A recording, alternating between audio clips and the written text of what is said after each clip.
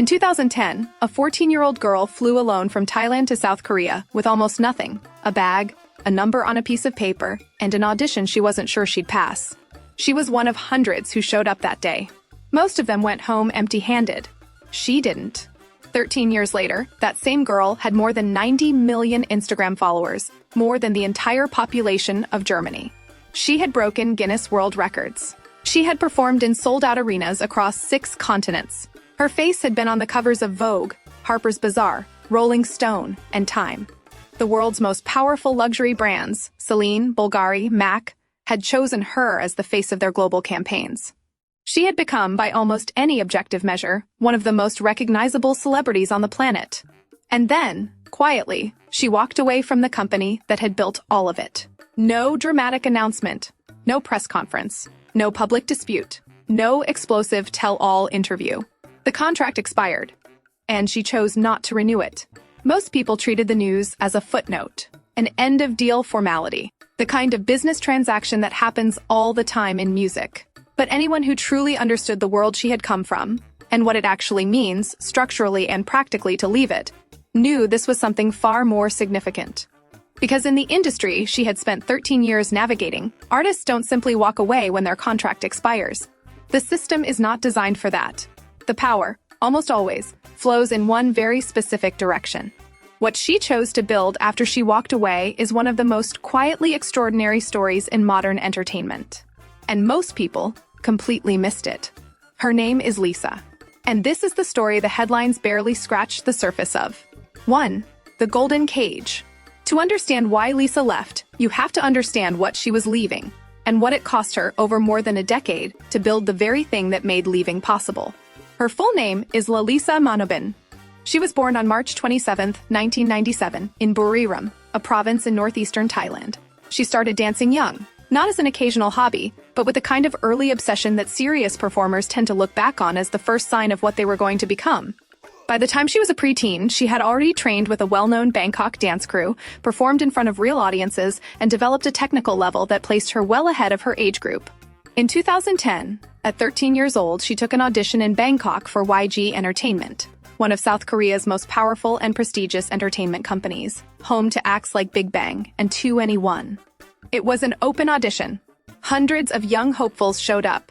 When the selection was announced, Lisa was among the very few who had made it through. More specifically, she was the only foreign trainee to pass that year. Let that sink in for a moment, because that detail is easy to skip past, and it shouldn't be. In 2010, the K-pop industry was not particularly open to artists from outside South Korea. Its structure, its language, its cultural framework, its aesthetic standards, almost everything about it was built around a specific national identity. To enter that space as a Thai teenager, with no shared cultural background, no family within thousands of miles, and a completely new language to absorb from scratch, and not just survive the process but rise to its very top, required something that transcends raw talent. It required a kind of inner toughness that most people are never asked to develop. She spent the next 5 years inside YG's training program. For anyone who isn't familiar with how K-pop trainee programs actually work, let's be direct. They are not what most Western audiences imagine when they picture someone preparing for a music career. They are not a few singing lessons and some stage time. The K-pop training model is a comprehensive, years-long formation process that shapes everything. Vocal technique, physical movement, language skills, media behavior, personal presentation, group dynamics. Trainees follow structured schedules. They are evaluated constantly, on multiple dimensions simultaneously. Progress is tracked. Shortcomings are addressed, often with great intensity. And crucially, there is no guarantee at the end of it. The vast majority of people who enter these programs never debut as professional artists. They give months or years of their adolescence to a process and are eventually released without ever standing on a professional stage. It is, by any honest assessment, a genuinely high-risk proposition for the young people who undertake it. Lisa spent 5 years inside that system, and then, in August 2016, YG Entertainment finally debuted BLACKPINK. The group had 4 members: Jisoo, Jennie, Rose, and Lisa. YG had been building anticipation for years, and when BLACKPINK finally launched, the industry responded immediately. Their early releases demonstrated something distinctive, a sound and visual identity that felt genuinely international, not confined to a regional market. Within months, they were rising faster than almost any act in Korean music history. Within a few years, they had become the most followed music group on Spotify in the entire world. They broke the record for most YouTube subscribers ever held by a music act. They performed at Coachella. They sold out arenas in North America, Europe, Asia, and South America. BLACKPINK became, in the full meaning of the phrase, a global phenomenon. And within that phenomenon, Lisa built a profile unlike anyone else's. Her dancing, technically precise, performed with a physical ease that masks how extraordinarily difficult it actually is, earned her a following that extended far beyond K-pop circles. The fashion industry, in particular, took serious notice. Celine, the French luxury house, named her a global brand ambassador. Bulgari, MAC. Her commercial value crossed markets that had almost no connection to Korean pop music. She was being booked because she was Lisa, not because she was a K-pop artist. Then came September 2021. She released her first solo project under YG Entertainment, a 2-song debut led by the single Lalisa. The music video broke the record for the most viewed YouTube video by a solo K-pop artist in its first 24 hours. The release debuted at #1 in 54 countries on iTunes. By almost every streaming metric available, it was one of the most successful solo launches in K-pop history. She was, at that point, by any objective commercial measure, the most globally recognized product in YG Entertainment's history. And the company that had spent 5 years shaping her into what she was, the company whose exclusive contract governed what she could record, who she could work with, what she could publicly say and do, still held the keys to virtually everything. We'll get into exactly what that control actually looked like in practice. But first, you need to understand something about how this system works at its most fundamental level. Because for most YG artists, the contract renewal is not really a negotiation. The power is so asymmetrical and the infrastructure so deeply entangled that walking away is almost never a real option. Lisa had something most artists inside that system never build. She had created a commercial identity that would survive and thrive without the machine behind it. The contract renewal window was opening, and she already knew what she was going to do. But what almost no one outside of Lisa's immediate circle knew was this. By the time those negotiations formally began, the decision was already made. The contract expiry wasn't the beginning of her plan. It was the moment the plan became visible. Welcome back. Before the break, we traced how a 14-year-old from Thailand became one of the most commercially powerful celebrities in the world, all while operating inside one of the entertainment industry's most controlling systems. Now we need to talk about what happens when that system meets someone who has simply grown too large for it, and what she did the moment she was free. 2. The breaking point. In the mainstream Western music industry, when a major artist's contract expires, the standard script goes something like this. Both sides negotiate. The label leverages its infrastructure and catalog relationships. The artist leverages their streaming numbers and live touring revenue, and eventually they land on a new deal, usually with improved terms for the talent, but ultimately continuing the same relationship under new paperwork. The K-pop version of this story has, historically, been considerably less symmetrical. To understand why, you need to understand what a company like YG Entertainment actually is, not as a music label in the Western sense, but as a business model. YG does not primarily discover artists and distribute their music. It builds artists from nothing.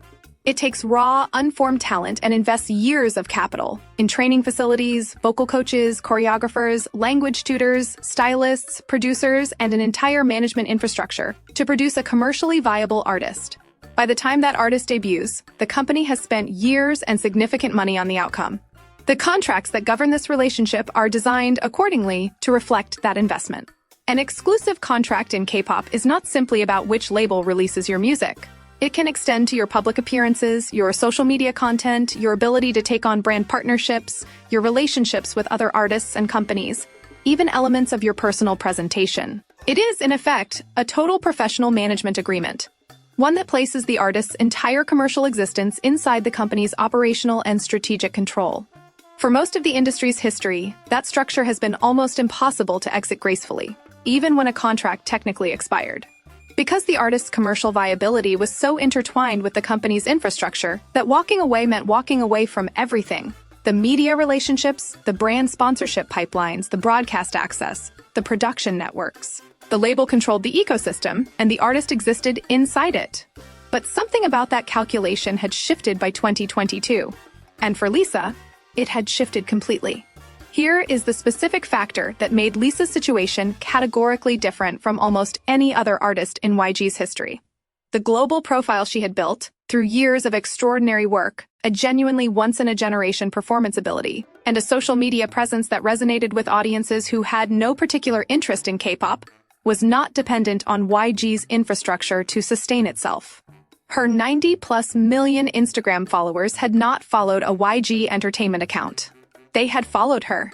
The luxury brands reaching out to her team were not doing so because of her label's relationships. The international entertainment media covering her, in New York, London, Paris, Milan, were writing about her as a global celebrity in her own right. She had built, through a combination of exceptional talent and years of work at the world's highest level, something that the system she was inside had never really anticipated, a commercial identity so portable, so internationally legible, that it could survive a change of address. In late 2022 and into 2023, the contracts for BLACKPINK's members, both the group agreement and individual exclusive deals, entered their renewal window. The specific details of what was discussed and what terms were proposed or rejected have never been publicly disclosed. That is, appropriately, private information between an artist and a corporation. What became public record was the outcome. The members navigated their renewals differently. Lisa did not continue her exclusive individual contract with YG Entertainment. And then, within months, she made one of the most unexpectedly bold moves of her career. In October 2023, Lisa appeared at the Crazy Horse Paris, one of France's most storied, unconventional, and artistically distinctive entertainment venues. The booking caused an immediate global reaction. Opinions split sharply, particularly within the K-pop community, where certain expectations about artist image and conduct run deep. The coverage was enormous. But what cut through all of the noise, for anyone watching the story carefully, was one simple observation. This performance was entirely, unmistakably, her own decision. There was no committee. No corporate image team filtering the choice through a management approval process. No label brand strategy overlaying the choice with caveats and conditions. An artist made a creative call because she had the autonomy to make it. It was not subtle, but it was effective. Because the Crazy Horse appearance was not just a performance. It was an announcement, made in the most distinctly Lisa way possible, that the rules had changed. That she was no longer operating inside the architecture that had governed her professional life for 13 years. And that what came next was going to look very different from anything that had come before. She wasn't just leaving YG. She was already building what she was moving toward. 3. Building her own empire. The company is called LLOUD. Not an artist pseudonym, not a merchandise brand or a fan community nickname. A fully structured entertainment enterprise, founded, owned, and operated by Lisa herself. With management infrastructure, with a talent development arm, with a business strategy oriented toward the long term, with a global distribution partnership. When Lisa walked away from YG Entertainment, she did not walk away from the music industry. She walked toward a different position within it. Not as the talent being managed, but as the executive making the decisions. She didn't leave the machine. She started building her own. Think about what that actually means in the context of the industry she came from. In K-pop, the standard trajectory for a successful artist looks like this. You train, you debut, you become famous, and you remain with or move between companies that manage you. If you eventually branch out, you do so cautiously within approved structures. You remain, in fundamental terms, a product being distributed by an institution. Some artists, over time, negotiate greater creative input. Some build side businesses. Very few of them build the institution itself. Lisa built the institution. Not long after LLOUD was established, it announced a global partnership with RCA Records, operating under the Sony Music umbrella, one of the 2 or 3 most powerful music companies in the world. Let's be precise about what that partnership represents. RCA Records is not a mid-tier label. It is one of the most commercially and artistically prestigious labels on the planet, home to artists operating at the absolute apex of global popular music, artists whose cultural impact and commercial reach span decades. A newly founded independent entertainment company, created by a solo artist who had, until the previous year, been signed to a Korean entertainment conglomerate, secured a global partnership with RCA Records inside its first year of operation. That does not happen by coincidence. And it does not happen unless the commercial argument is overwhelming, and the negotiating position is one of genuine strength. Lisa's negotiating position was, by that point, one of genuine strength. In June 2024, LLOUD released Rockstar, Lisa's first single as a fully independent artist. The results were not subtle. The song debuted at #1 on the Billboard Global 200, making her the first female solo K-pop artist ever to reach that specific position. It entered the top 5 in the United Kingdom. It charted at high positions across Europe, Southeast Asia, and North America simultaneously. On Spotify, it became one of the fastest accumulating singles of that year, with streams piling up at a rate that outpaced most major label releases. The music video accumulated tens of millions of views within days. The internet, quite simply, paid attention. Now here is the detail that matters most, and the one that separates this chapter of Lisa's story from everything that came before. Her 2021 solo debut, Lalisa, had been a record-breaking release. The numbers were extraordinary. But that release existed within YG Entertainment's corporate structure. The streaming revenue, the publishing rights, the commercial infrastructure built around it, all of that lived inside the label. Lisa was the face. YG held the assets. When Rockstar hit #1 on the Billboard Global 200 in 2024, the company that owned it was LLOUD, the company that Lisa owns. The royalty structures, the publishing splits, the brand licensing, the long-term catalog value, all of it points back to her. That is the fundamental difference between being the most valuable product inside a machine and being the owner of the machine. But LLOUD is not simply a vehicle for Lisa's personal releases. And this may be the most underreported dimension of what she has built. The company has been positioned as a full entertainment enterprise with the infrastructure and stated ambition to discover, develop, and launch other artists. Which means she is not just building a label for herself. She is building the system, her version of the system, through which the next generation of talent might move. A system she controls, with values and terms that she sets. Pause on that for a moment. Think about what she knows that virtually no other entertainment company founder in the space knows. She has experienced the trainee system from the inside, not as an executive observing it, but as a young teenager living it. She knows what it demands of a person. She knows what it extracts. She knows, in the most personal and practical terms imaginable, what an artist gives up when they enter a comprehensive exclusive deal, and what they gain. She has lived every layer of the process, from the most exposed and vulnerable position at the very beginning to the most commercially powerful position at the very top. She is approaching the business of developing talent not as a theory. She is approaching it as testimony. On the brand partnership front, her commercial activity as an independent entity has continued at the highest tier of the global luxury market.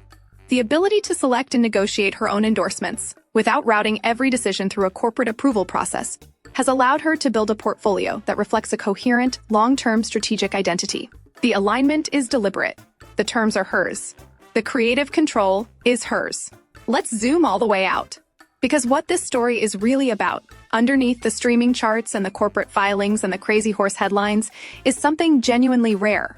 It is the story of a person who entered one of the world's most tightly controlled entertainment systems as a foreign teenager with no leverage, no platform, and no safety net.